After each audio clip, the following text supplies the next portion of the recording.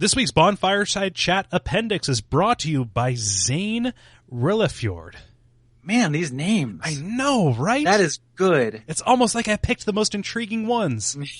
No, this guy, Zane, if you haven't started a band, start a band. Yeah. And if your dad isn't David Bowie, get adopted. Because that's what it sounds like. Yeah.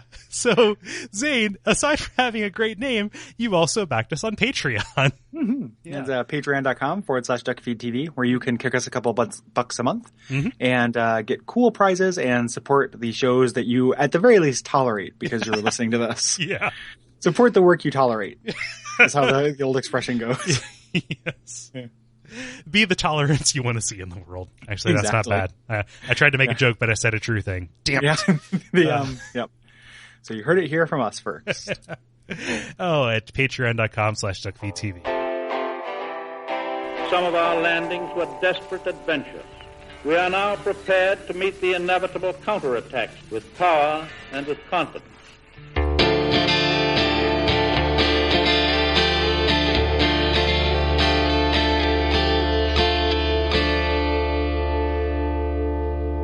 My name is Gary Butterfield. My name is Kole Ross. And you're listening to a Bonfireside Chat Appendix, where we're reading your responses to Doors of Pharros and Brightstone Cove Tseldora. And I've got a cold. Sing-saw. And I want to say hello to our friends Jordan. And I want to say hello to our friend Laura. Who couldn't stick around. No, because I think everybody should appreciate what a champ she was. I don't know if you could tell, but she is from the British Isles. And as of the end of our recording with her, it was 4 a.m. in the goddamn morning. Indeed.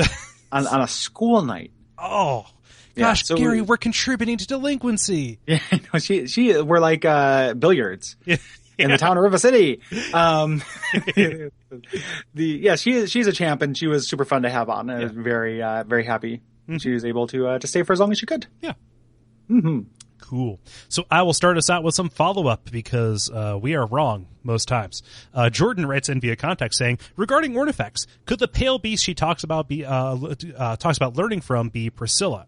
After all, Priscilla is a pale beast, and the raven creatures were found in the painted world in Dark Souls 1. I think this makes more sense than Seath, but I would love to hear your thoughts. Yeah, we talked about this a little bit in the main episode. I get your points, but I don't think so because it would require there being two different pale beasts. Mm-hmm. Like it's a pale beast when Priscilla talks about it, but it's also the pale Drake soul and 1,000 other Seath references. So it'd be weird if they were referring to two separate pale beasts in the same area. Like a conservation of detail and kind of Occam's razor-ness about that makes that cling on my brain. Yeah, and the thing that makes me stick out to it is the fact that she is a Velka's servant. But, you know, that could indeed be modular, and none of those things mean anything really anymore. Yeah. And Seath has a stronger influence over this.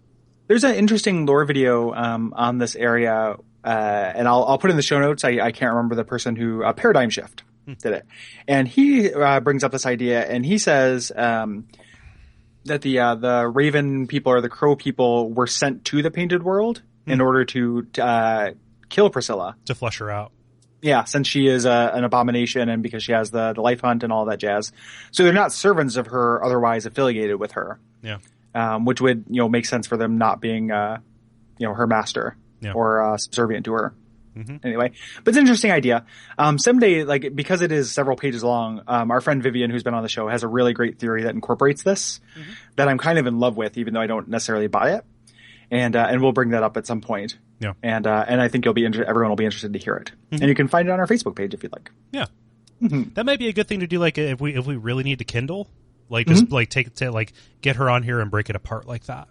Yeah. Yeah. Yeah. I mean, that might be like a small, if we did like a variety show episode, that'd be like a 25-minute or 30-minute segment.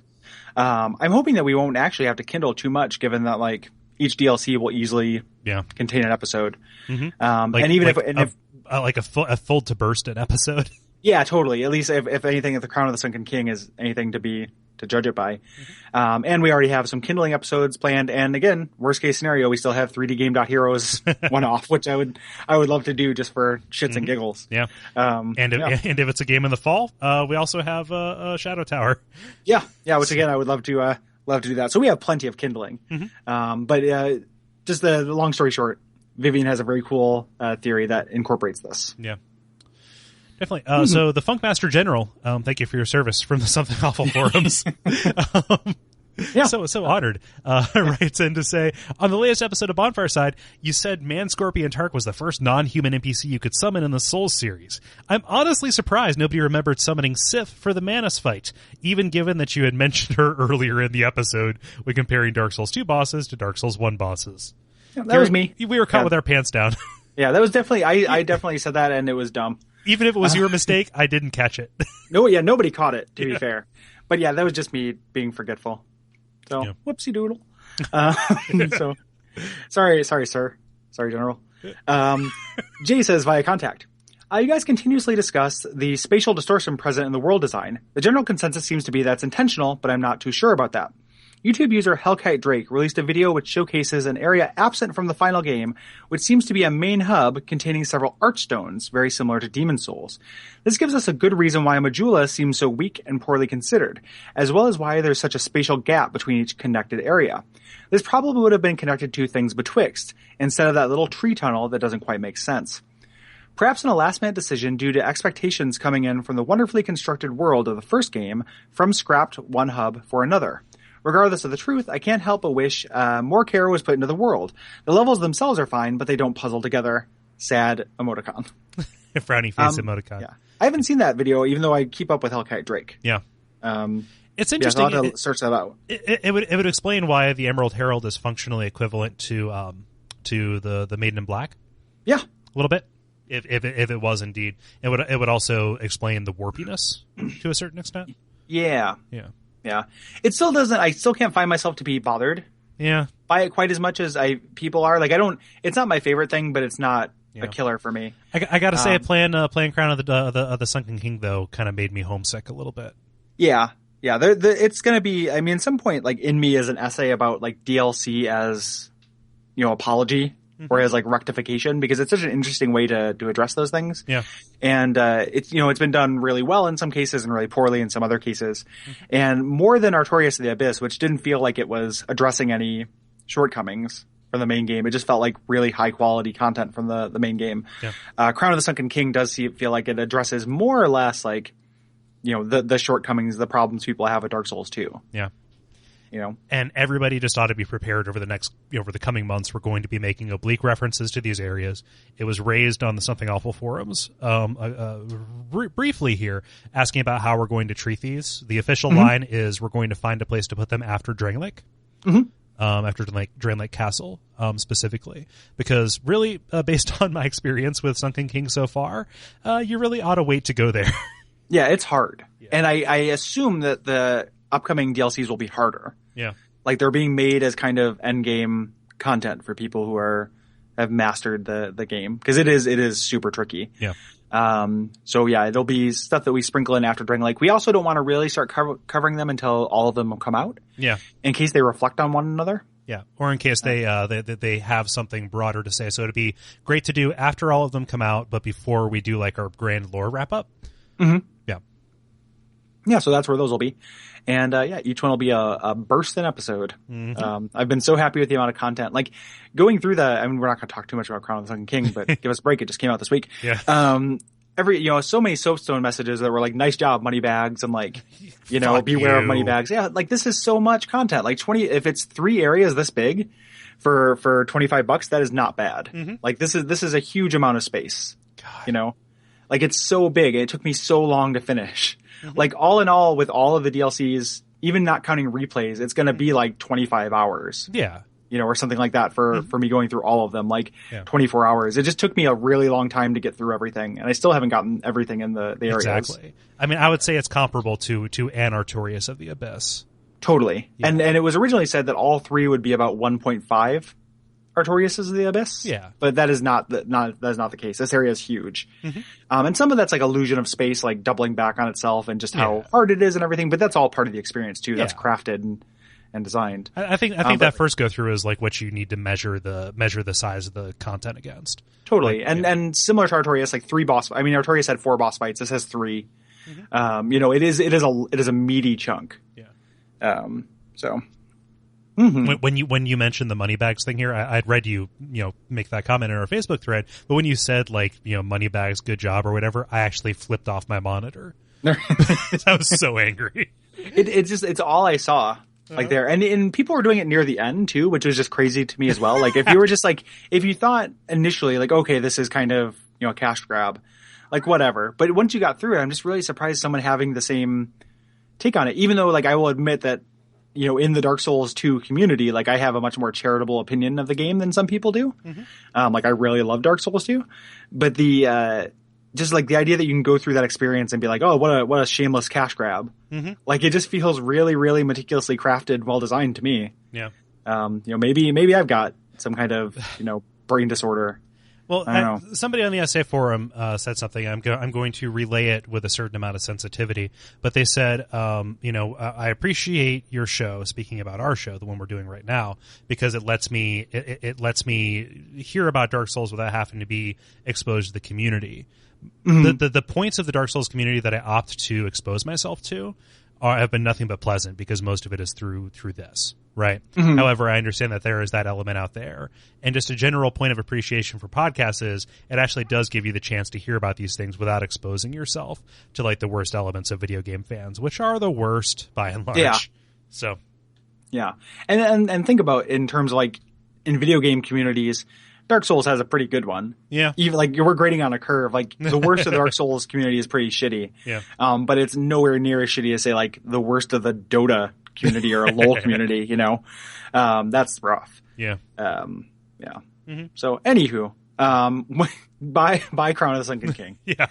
In reference to your comment, get the DLC because it's a huge value and it's really, really good. Yeah. So, and I can't wait to talk about it in a couple months. Yeah. So. Yeah. Getting on to responses. Cool. Why don't you read what Mikhail says? Yes. So Mikhail, or Michael Christensen, says via Facebook, ignore those tags I put after the source, because that was me categorizing the responses. Oh, okay. And this one, it is GERM opportunities. I quite like the atmosphere of the Doors of Pharros on first impression. Largely, I think, because it felt a lot different than the other areas in the game.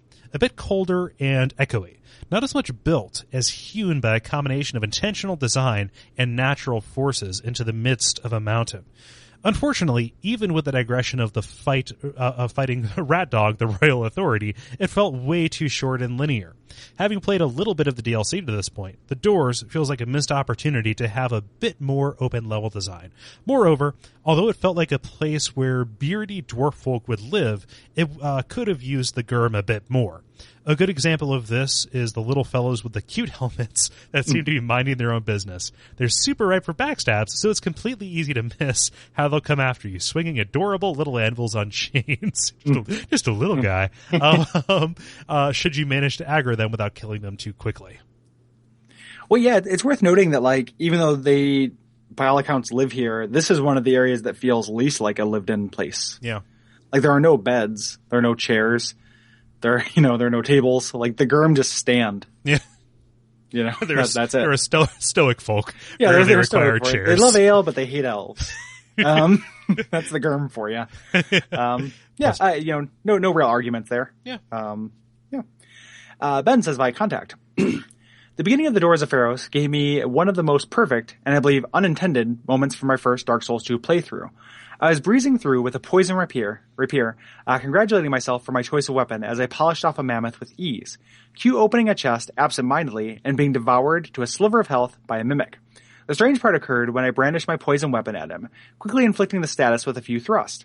I expected to be summarily eaten and digested into treasure, but the mimic started behaving strangely. It began doing a crab walk into the wall, pausing several times to stand up and bend over backwards and over again, all the while its life dwindling to nothing.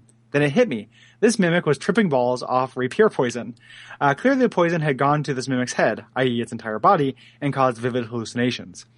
I haven't been able to replicate this effect with another enemy, so I eventually chalked it up to a fortuitous and hilarious glitch, convinced the designers hadn't intended a drug-influenced mechanic into the game, but I still veered away from the Elizabeth mushrooms after that just to be safe. The idea that the mimics contain treasure from people they've eaten, how come we haven't thought of that before? They are like the symbol of avarice, right? Like they're creatures of greed, so I could see them being set up as traps. Yeah. Yeah, like there are empty mimics, and then how awesome would that be for like a interworld mechanic? Like there are empty mimics, and then the treasure you find are actually from players in other worlds. Yeah, that they've eaten. Like you get a piece of that player's equipment. That would suck because you could potentially lose a really like rare, irreplaceable item. Well, you wouldn't lose it; just another world would gain it. Yeah, okay. Do that from. That's a really good idea. That's great. Just like it is a continual pinata. Yeah. Yeah.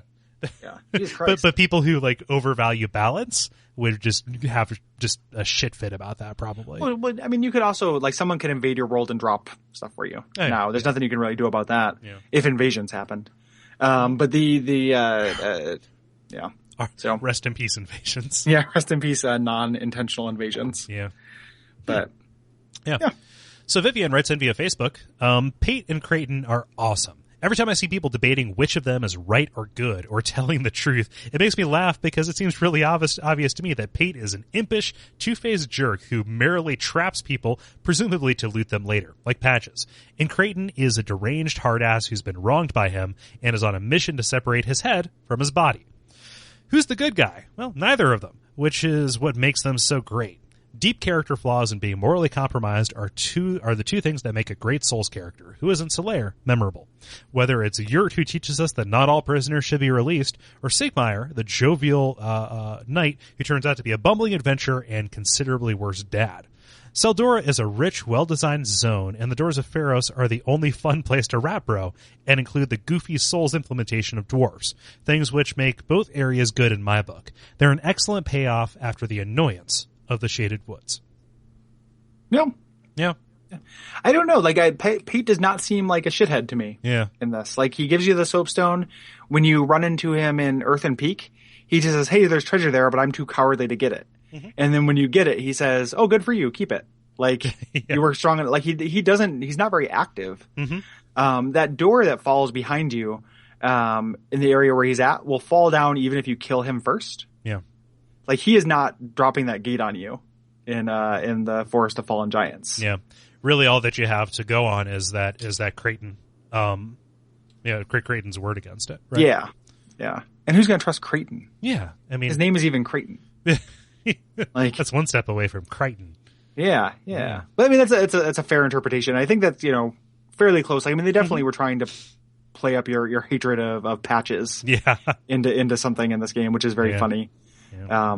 But yeah, I think that it was a little bit more directly ironic in that Pate's like a solid bro. Yeah. Just ineffectual. Mm-hmm. But for sure. And just thinking about that made me really appreciate like the treatment of Patches, I guess, in that he is a legit psychopath who can't help himself.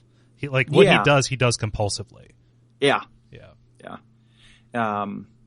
He's an interesting character. Yeah. Gustavo says via Facebook, the Doors of Pharros was another one of those areas I could not fully experience due to being unable to connect to the internet. However, it was visually neat, and the boss is completely optional if you just want to go to the next area. When I heard another dog enemy was in this game, I was not expecting it to look like an abandoned mutt. Poor dog. Tseldora contained everything I love in video games. Filthy peasant goofing around with the boars? Yes. It's very specific. Crazy-ass cultists in a church? Hell yes. Spiders that I can kill, and they would drop a sweet sword? Fuck yes. I love spiders in video games, especially those that drop sweet-ass loot. On a side note, this game is so different when you are online, and you can take your sweet time and explore every nook and cranny. No more Lonely Souls experience for this guy. Yeah. So, yeah, good for you jumping online. There are a couple different things that are different if you're offline, but I've never played it offline. Yeah, we didn't make mention of this, but there is a Dark Phantom that will invade in the Doors of Pharros who has dual Avalons. Mm-hmm. Who I think, because of his garb, is part of the expeditionary force into Tseldora. He's a companion to the guy you can summon to fight Freya. Yeah. Interesting. Mm-hmm. Yeah, he's right. Abandoned Mutt. He does kind of look like Fry's dog from Futurama. Yeah. Yep. For whatever that guy's dog's name is. Seymour. Yeah. He's walking on sunshine. Yeah. Yep. And then I love Filthy Peasant goofing around with boars. I love it when I see that in video games. I can't finish if I don't see that in video games. It's my favorite thing. It's very specific. But man, sunlight on a man's mustache. Yeah. Mm-hmm. Uh-huh. So Robert says via Facebook, I didn't think of it until right now, but Tseldora reminds me of Resident Evil 4. Village of mad peasants who roll giant Indiana Jones boulders at you, some of whom are turning into monsters. Strange ruins and tunnels. An odd merchant. And DDF, Duke's Freya, is Sadler. Also, the Duke is a less gabby, taller Salazar, and Vergarl's body is Krauser. The Dwarves of Pharros had two particularly memorable moments for me. The first was relearning my fear of mimics. You can't see the doggone thing's teeth because of the water. And the Royal Rat Authority. Authority is my Sith fight because I've never gotten to the DLC for the original Dark Souls. So while I love the story of it, my knowledge and experience of it all is vicarious and secondhand. That and the fact that I am a huge sucker for sentient rats as a concept. From Nim to the Skaven and all in between. They are to me as skeleton lords are to Gary. Thank you, devs. May I have another? You should play Torment, my friend. And the full stop. just in general, but the one is many. Mm-hmm. There's if you like intelligent rats. I don't know what the Skaven is. Do you know what the Skaven is? No, I do know. As I was driving into work today, because I had read this response. I don't know. A thought crossed my mind that made me very angry because I knew it was sure to exist. I thought of the phrase "Invader Nim," which the rats of Nim done up in the Invader Zim style on a Hot Topic T-shirt. Yeah, for shirts for you assholes. Yeah, sure. Awful shirts for you assholes.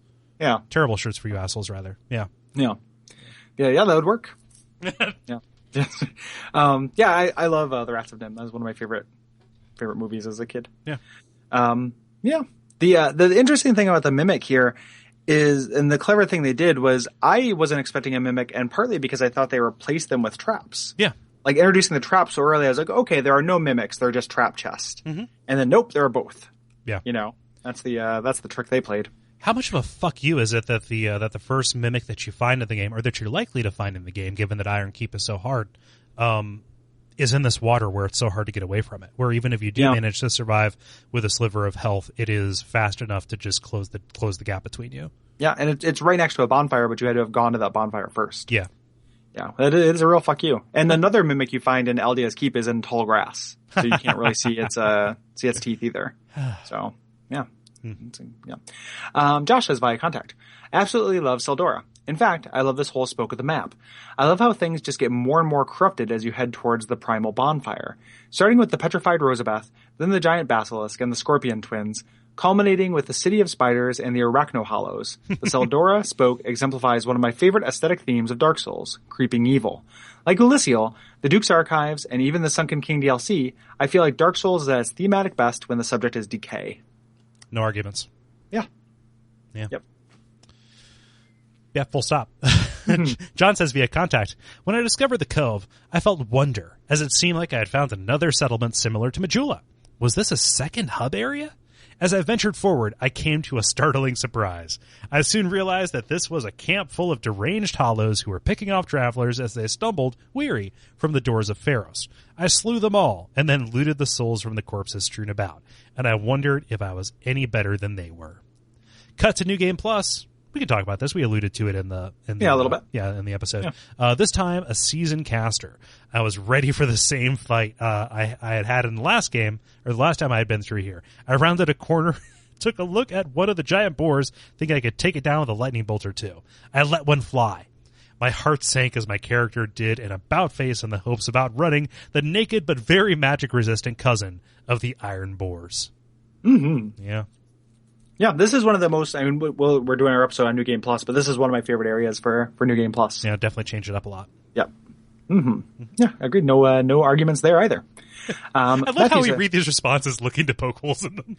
Yeah, it's not really no arguments, but just nothing to add. Like that is a sound, I agree. Uh-huh. Matthew says via contact, I had an interesting experience fighting the Prowling Magus and Congregation on my first playthrough. I had been using the Pyromancy Glove and had just bought out all of the spells from Rosabeth. Going into the boss fight, I didn't know what to expect, but I thought I would try out Poison Mist since I never really used it in other games. It turns out to be super effective since each member of the congregation got poisoned and dropped like flies, being sprayed with, well, poison. I honestly felt guilty that the fight was so easy on my first try. Then things got a bit awkward. My roommate who had been watching me play told me that, I don't know what religion those dudes are, but I'm pretty sure gassing them all to death in their church is some kind of hate crime. After that, a different kind of guilt overtook me, and I had to stop playing for the night. I continued on the next day, but gave up using Poison Mist again. Stabbing dudes individually is clearly more humane. On a lighter note, is anyone else bothered that Man-Scorpion Tark looks like The Rock from the end of The Mummy Returns? If by bothered, you mean delighted, and also, aroused, but you don't really want to be. I had no idea. Yep. Like, are you familiar with The Mummy Returns? Oh, yeah. Oh, huh. It was a delightful adventure, Rob, that came out when I was young enough to be stupid enough to go see it. Yeah, I avoid the films of Brendan Fraser. Not all of us were so wise. Yeah. By the time I was old enough, like I can't think of one Brendan Fraser movie I like. And when he first showed up on the scene, I was just like, well, let's stay away from that. Let's steer clear of that. Yeah. Not even Monkey Bone? Yeah, especially Monkey Bone. Yeah. Yeah, you're not going to fool me with that produced by Tim Burton shit. Not even that one where Elizabeth Hurley is the devil? Holy crap, what a power duo. Elizabeth Hurley and Brendan Fraser? Sign me up. I literally, what's a good Brendan Fraser movie? Journey to the Center of the Earth. Do you think of any good Brendan Fraser movies? I mean, he was in Crash, but that's just Racism is Bad, the movie. Yeah, that's not a good movie. Yeah. It was acclaimed, but Yeah. Yeah, I don't know. But yeah, that's interesting about Tark. Mm-hmm. And poison is super effective in these games. Like I have realized in the last couple times I played games that I enjoy playing as a real shithead. Yeah. Because I'm not in real life, so I kind of like being an asshole in games. So I like being like a poison monster in these games. But it is so effective against like all kinds of things. Yeah. It's great against Throne Watcher and Throne Defender if you can poison them both at the same time because you'll have their HP. You want to keep those guys even. Yeah, there's a lot of things that Poison Cloud just works wonders on. In this game. So. Yeah. Mm-hmm. I call the poison throwing knives cheese knives, which is absolutely true. Like that is the easy way out. Airheads was kind of funny. Oh, sure. Yeah, I forgot he's in that. That's fine. Yeah, that's a fine movie. Yeah, it's a fine film. Yeah, he was in Kids in the Hall Brain Candy too. Oh yeah, I love Brain Candy. He's very briefly in it though. Doesn't he just have acne and yell at the camera? Yeah, he's uncredited. Yeah. So. I love Brain Candy. So that's the best Brandon Fraser movie. Dare I say it, better than The Mummy Returns. You bite your tongue. Yeah, I've never seen it. I don't know if it's actually better. No. I mean, I like The Rock. Yeah, no, he's great. He seems like the nicest guy. Like I really like him as a dude. We're on the record. If I was at an airport bar and the Rock was to the left of me and Vin Diesel was on the right of me, they would probably ask me to move. Yeah, like so they can talk to each other about cool man stuff. Yeah. But I would be into being the jelly in that fun witch. Yeah. For at least a brief time. Like, I would ask them. I would see if Vin Diesel would play D&D with me and The Rock. Yeah. And then The Rock would say no and go, lift weights or something. And then me and D and Diesel would do one of those weird one-on-one campaigns that Lonely Kids had. Yeah. And I would go with The Rock into the kitchen. Yeah. And smell what he's cooking. The one thing is I would, if I ever did meet Vin Diesel, I would ask to see his tattoo of his character. Yeah. Which I just love that happened. Yeah. That's a true thing. So. Yeah. Mm-hmm. Mm-hmm. Well, a long time ago we had a bit about being with Vin Diesel like in his house with like secret corridors or something like that. Oh man, I vaguely remember that. Yeah, we've done too many podcasts. Yeah, I don't remember it well enough to make a T-shirt joke. Okay. All right, so. Oh well. Sadly. Bill says via contact, as an arachnophobe, there are only 2 games that have given me the shot of adrenaline that I get when there's a fucking 16-inch long spider in my grapes from the store. Skyrim and now Dark Souls 2. The spiders in Tseldora are just realistic enough that I was taking that area as slowly as I dared, and I could hear the plastic of my controller creaking from holding it so tightly when I got to the giant room full of webs. I consider it a gift from the heavens that they designed the boss to be so unrealistic, and to be frank, goofy looking. as to be more of a release of tension than a culmination of it.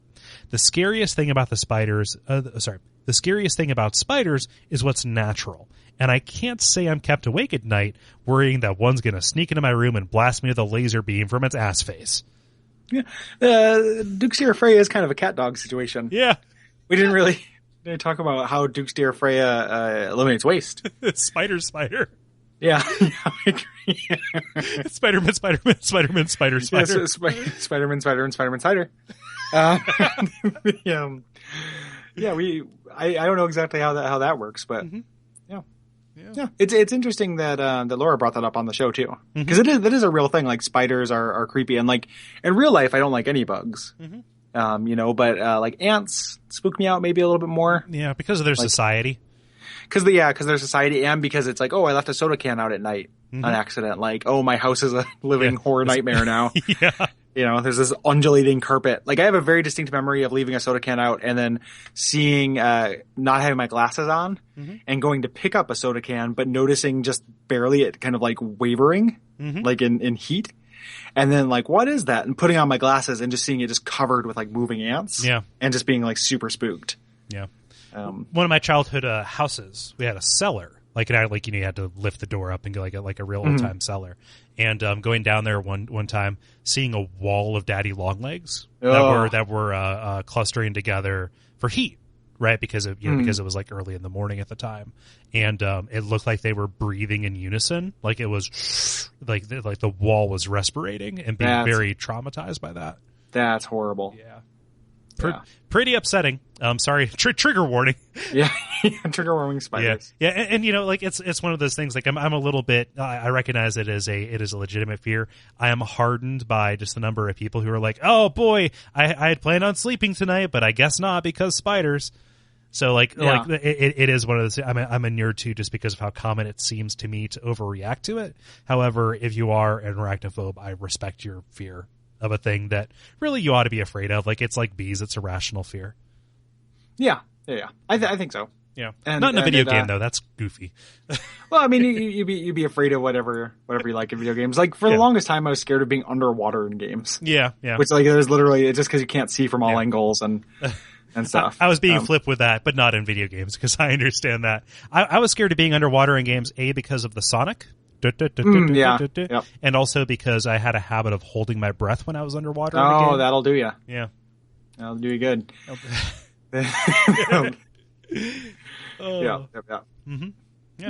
So thank you everybody who wrote in.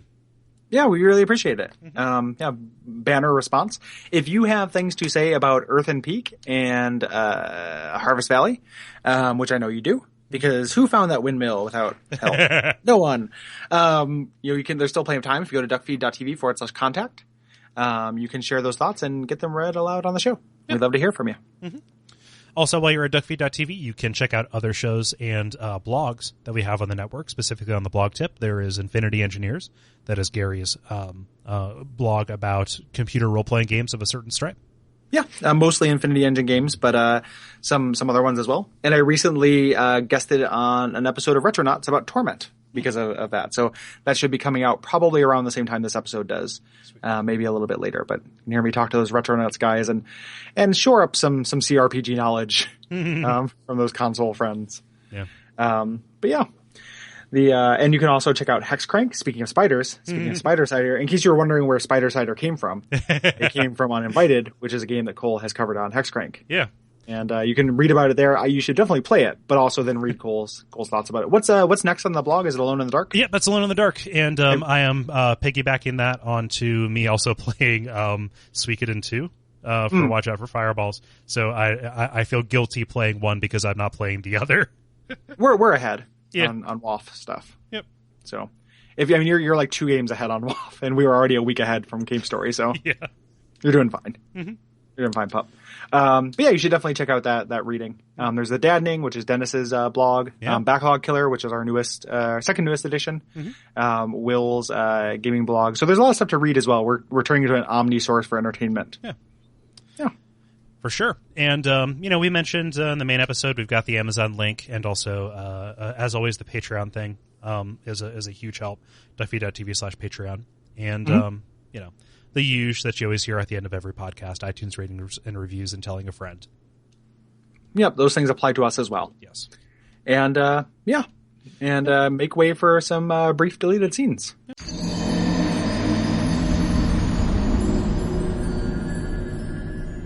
How are you? Good.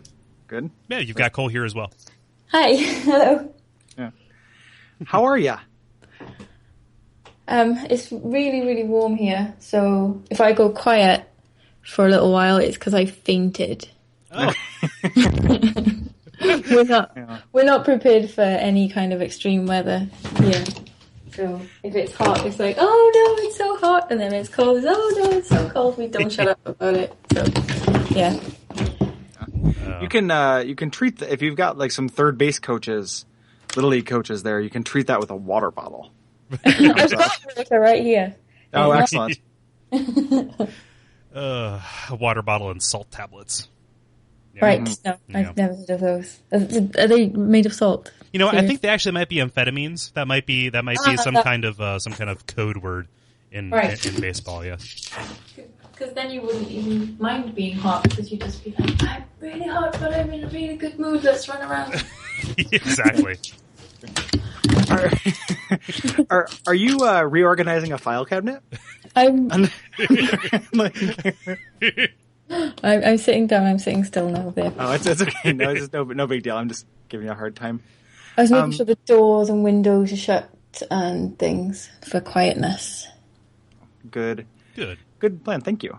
Mm-hmm. Yeah, and thanks for joining us. Yeah. Thank you for asking me. You heard me on the other podcast, right? Mm-hmm. Yeah. Yeah. Okay. So you know what you're getting yourselves into. Yeah, absolutely. And you recommended some people who listened to our show. Said, hey, you guys should get Laura. So yeah. Really? Yeah. Who said that? I don't know. I could look it up. Somebody on Facebook who probably heard you on Twin Humanities. Yeah, probably. I get around. Friend of CJ's is a friend of ours. Yeah, right. Absolutely. Yeah, well, he was super excited that I was going to come on as well because he had a good time, and I heard his show with you guys a while back. It was here. Let me see. Hold on. Oh, it's okay. You don't actually have to look. It's too late. I'm already looking. It's Joe Pangrace. I have no idea who that is. Wow, I've got a mystery. He's a fan of yours. Yeah. So it's the Homer Simpson definition of famous. Everybody knows your name. You don't know theirs. Wow. I like it. It's good, and it's kind of creepy. Yeah. So basically, just kind of by way of housekeeping, swear all you like, and it's encouraged, just short of mandatory. Yeah. Oh, that's such a relief. And then we've got some notes. Just came through them. There's a lot of stuff. Yeah, don't be intimidated by that. We're not going to go. I'm not. I like it. It's great. Okay. Yeah, we're not going to read these point by point or anything like that. Yeah. They're an outline, so if we don't know what comes next, it reminds us what came next. Yeah. Yeah. Mm-hmm. Mm-hmm. Yep. And then we record the appendix episodes in the same session, so that'll be up to you if you would like to stick around for that. What are you covering? Or it's the listener response. Oh, right. Okay. Portion of it. So the main episode will be the Doors of Pharros and then Brightstone, and then what anyone wrote in about, we'll read those in the extra appendix episode. Yeah. If I'm still awake, then. Yeah.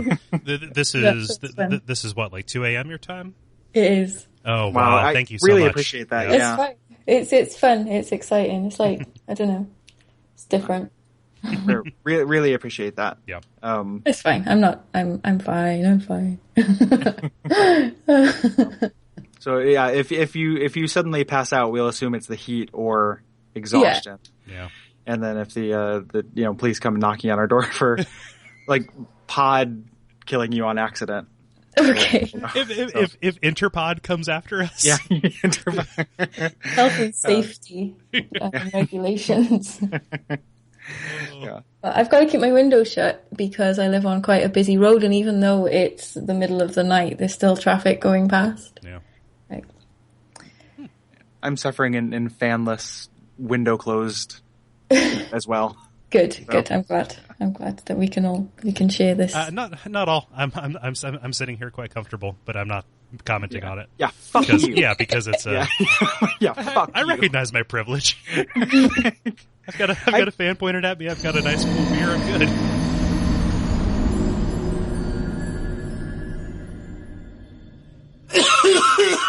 Hold on a second. Okay. I was holding that back for a long time. Okay, sorry. I was like, Cole, shut up, let me cough. Sorry. No, it's fine. I put a marker.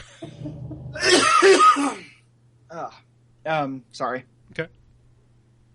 All right. Are you done, lungs? Yeah. No. I've got fucking Duke Tseldora lungs. Sorry. Going on. Yeah. So that's sand. It definitely feels like there are spider webs in my lungs. Like, it's felt like that since I got off the plane on Tuesday. Oh, God.